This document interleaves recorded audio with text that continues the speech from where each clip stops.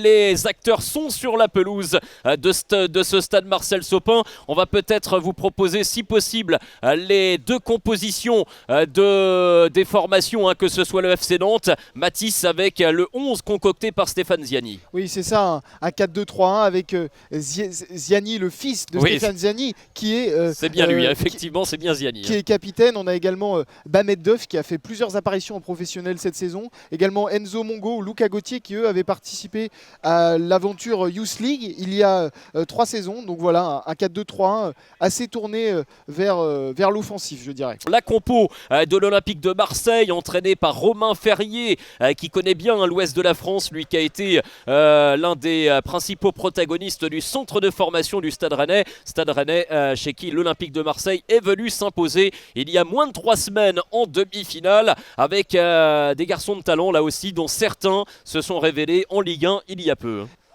Et Tounkadi va récupérer le ballon, le numéro 10, le gaucher.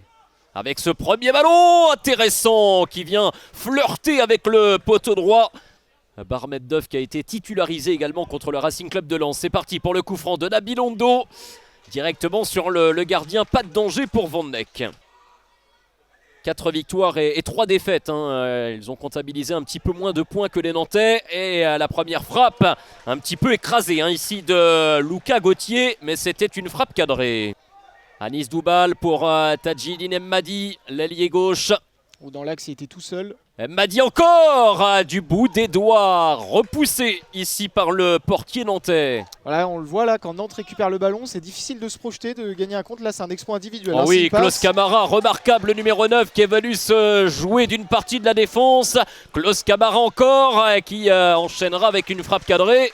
Ouais, Sacha Ziani qui a perdu ce ballon. Attention dans la surface de réparation avec Ange Lago. Ce petit ballon astucieux. C'est un 3 contre 3. Avec Luca Gauthier. Gauthier qui pourra tenter de s'appuyer sur Barmet Duff. L'appel de Duff avec la frappe instantanée. Bien capté par Van Neck qui relance rapidement. Et il n'y en aura pas. Voilà, et bien pas de temps additionnel finalement. C'est bien ce que j'avais cru entendre tout à l'heure en bas de la tribune.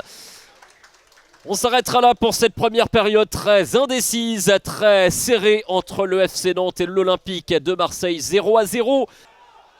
On annonce le retour des fortes températures à partir de demain et le contre jaune et vert avec Barmet Duff, la frappe en angle fermé. On le rappelle, avant cela, il y aura des prolongations si besoin. Elle est peut-être là, l'occasion la plus importante avec un arrêt en 2 temps. Sur cette action. Et attention parce que là ils ne s'en sortent pas les Marseillais avec notamment le numéro 7, Luca Gauthier, le sauvetage de la part de Pambali. Ouh là là, attention, magnifique ça. Allez, Hugo Lamarck Admiri avec de l'espace de l'autre côté.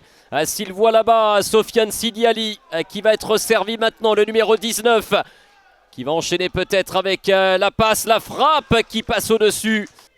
Face à Lamarck Admiri, l'attaquant suédois s'en sort. Attention à ce ballon maintenant, la frappe, elle passe à côté.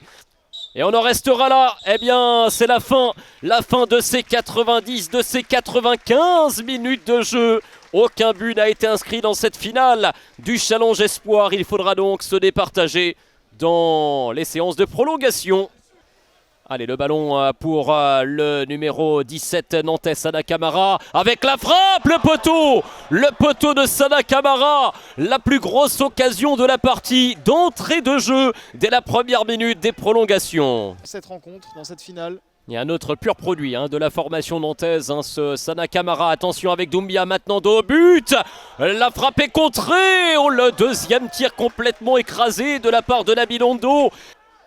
Et attention à la projection offensive côté phocéenne avec la montée de Bézard, premier poteau, l'intervention de Zézé qui est décisif.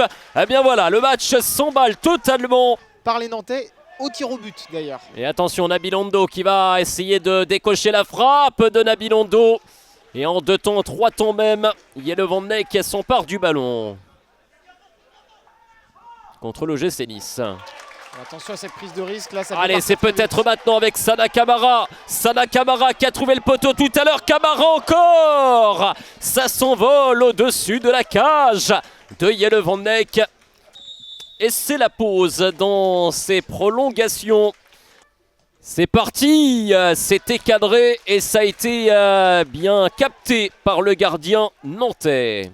Avec cette percée côté gauche de la part de Nabil Ondo. Est-ce que ce sera un corner? Eh bien non, l'action s'arrête et le match est terminé en ce qui concerne la prolongation. 0-0, la séance de tir au but pour départager Nantes et Marseille. Sana Camara qui est âgé de 18 ans. Un but cette saison en National 3. Qui va s'élancer face au champion du monde U20, le gardien marocain de l'Olympique de Marseille, Ibrahim Gomis. Le premier tir, plein centre, très fort. Ça fait 1-0 pour le FC Nantes grâce à Sana Camara. Allez, Sidi Ali contre Zézé.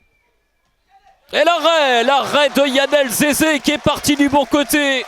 Nantes conserve l'avantage et pourrait, pourquoi pas, créer le break dans quelques instants. Le gaucher qui s'élance pour porter l'avantage à 2 buts. Et oui, petit filet, ça fait 2-0 pour le FC Nantes.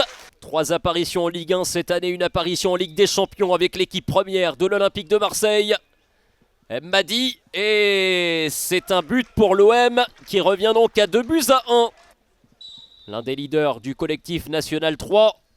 Et là, oh, c'est rentré, il a touché ce ballon, Ibrahim Gomis, mais pas suffisant. Ça a permis l'arrêt. Allez, c'est l'ami qui va botter ce 3e tir au but marseillais. Ah, excellemment frappé, très bien frappé par le numéro 8.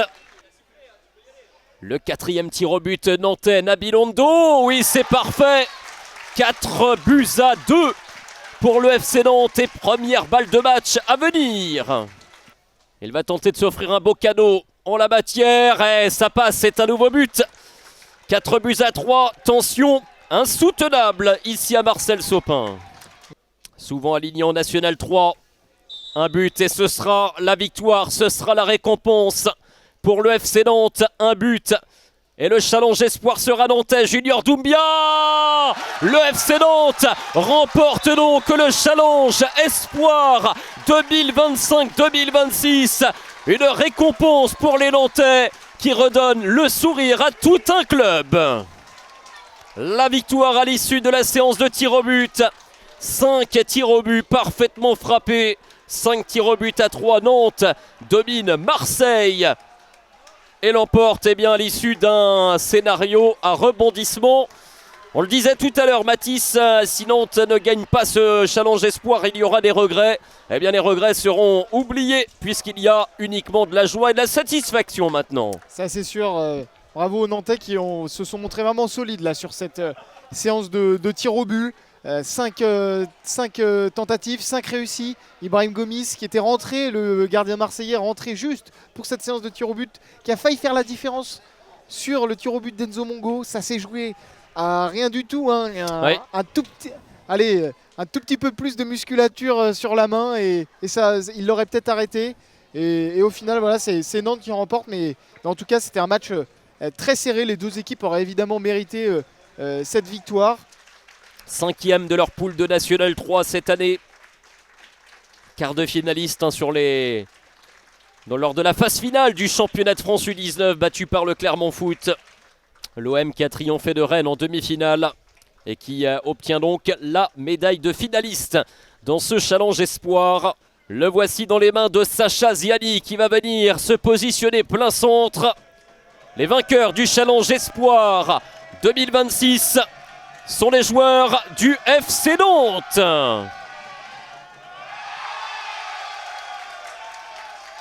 Belle image, le FC Nantes qui termine la saison avec un trophée dans les mains. Sacha Ziani, le capitaine qui a brandi ce trophée, qui va le faire partager évidemment à tous ses copains pour une belle fin d'après-midi pleine de célébrations ici au stade Marcel Sopin.